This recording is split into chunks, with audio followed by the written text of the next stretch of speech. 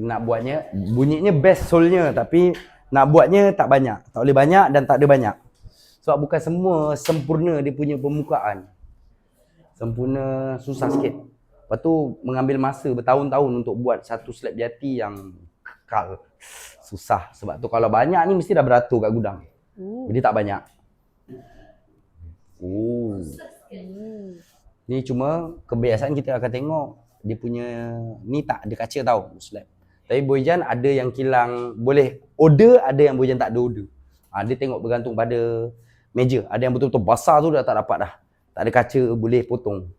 Ada yang 200,000 punya slab. Okey. Ya abang berada dengan akak jom. Duduk sekali jap. Mana tim-tim saya ni? Masuklah minum. Masuklah. Samalah. Kau ingat bos kau tak segan ke? Kejap. Ni lezat ni.